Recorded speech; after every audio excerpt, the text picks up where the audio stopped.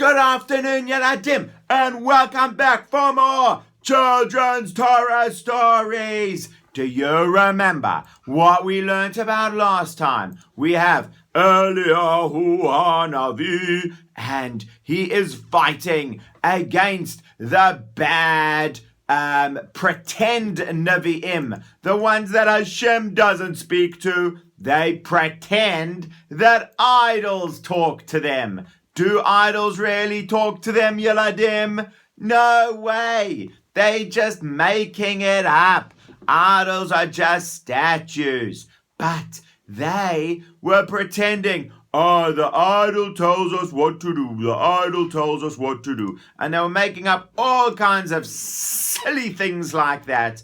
And so Eliyahu said, we are going to do a test. And up they went to the mountain of Carmel, and Eliyahu gave them lots of chances to go and choose the right one, to go and bring that present to their idol and see if the idol would make fire. But the idol makes no fire. Nothing happens. Everyone can see that the idol is fake.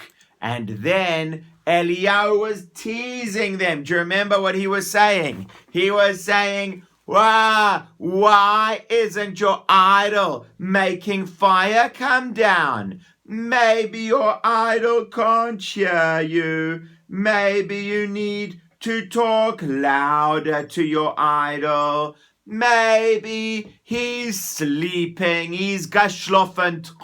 Maybe he's in the toilet and you need to wait for him to finish in the toilet. Do you think that's all true with their idol? He was just making fun of them. And so they were saying, oh no, why can't our idol make fire? Because it's fake, obviously. And then Eliyahu started asking Hashem, please, oh please, Hashem, will you make real fire come down and take up the present that I have for you? And remember what happened? Woof! So much fire came down from the sky, gobbled up the present, burnt all the wood, dried up all the water that he had poured, and everyone started shouting, all the Jewish people started shouting, Adonai hu Elohim, Adonai hu Elohim, Hashem is God, Hashem is God. They all knew that Hashem was real and the idols were fake.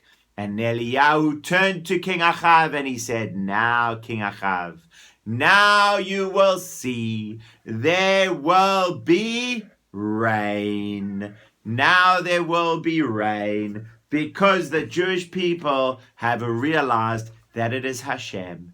And at first, there was nothing. There was a tiny little cloud. And Eliyahu said, Achav, quickly get home because it's going to start pouring with rain. And that is what it did. It was pouring with rain and the Jewish people were saved. But you remember who the big bad lady is. That is Queen Izebel, Achav's wife. And Queen Izebel sent a message to Eliyahu. And she said, Eliyahu, you had better watch out. You put all my idol-worshipping people in jail, and you showed the Jewish people that Hashem is God. But I'm coming for you. I'm going to send all my army and police after you, and we're gonna put you in jail. Oh no, I'd better run away. And off went Eliyahu, and he went far away from where Izebel could go. He went down to a place in Israel called Beersheba. And down in Beersheba, he went down into the desert. Beersheba's right by the desert. And off he went into the desert. And when he got there, he said, when he arrived in the desert, an angel came up to him. And the angel First, before the angel even, he went walking along through the desert, and he found a bush to sit, and he sat by the bush, and he said, Hashem, I'm going to stay by this bush, and I am finished being a Navi. I don't want to be a Navi anymore, Hashem. The Jewish people always argue with me, and they pray to idols, and they don't listen. I have had enough. I don't want to be a Navi anymore. And he lay down under the tree, and he went to sleep.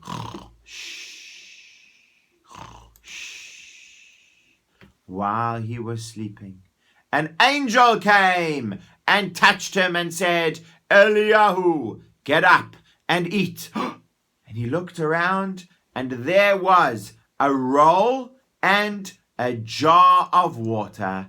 And he ate the roll, and he drank the water. And the angel, then he went back to sleep. And the angel came and tapped again. Yes. And the angel said, here is another roll and another jug of water, because you are going on a long journey, and you're going to need this for you. Okay. And off he started walking. He walked through the desert for a whole day, for 2 days, for 3 days, for a whole week, for 2 weeks, for 3 weeks. Do you know how long he walked through the desert for, Yeladim? For 40 days and 40 nights he walked through the desert. He didn't eat any food. He didn't drink any drink. He just kept going through the desert.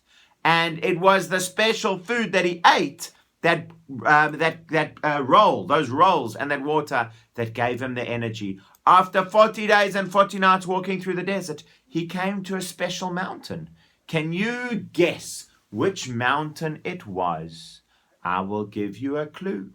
It's the mountain where we got the most special present. What mountain is that?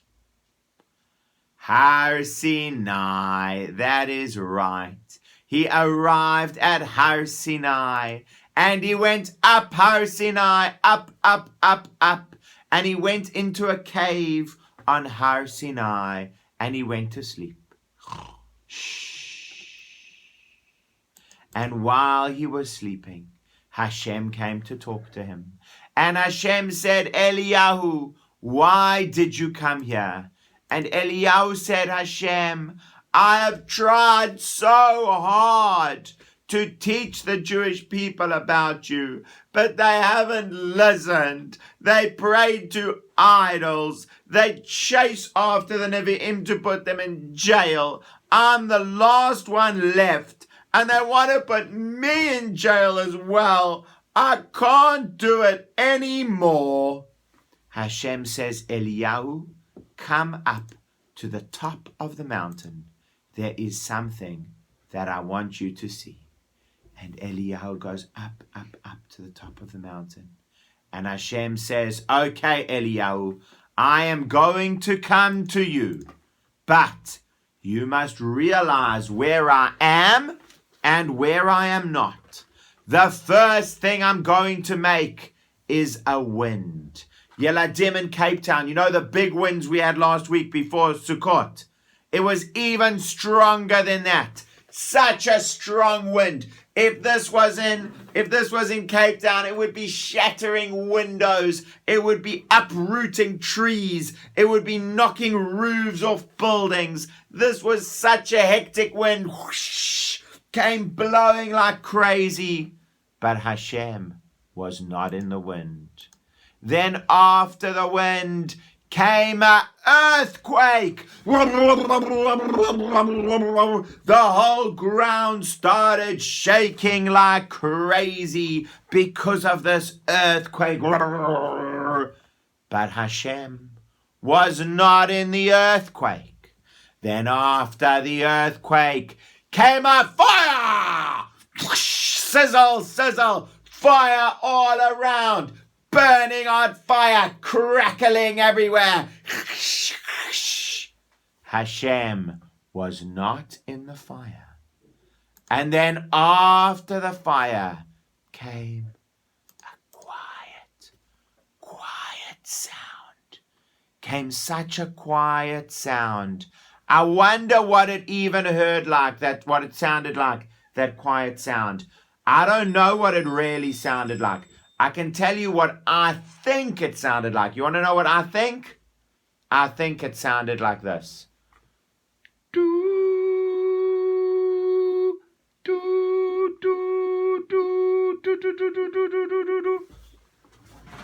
Let me actually do that with my shofar, because I'm not sure, but I think it was a soft sound of a shofar. Not a loud shofar, a soft shofar.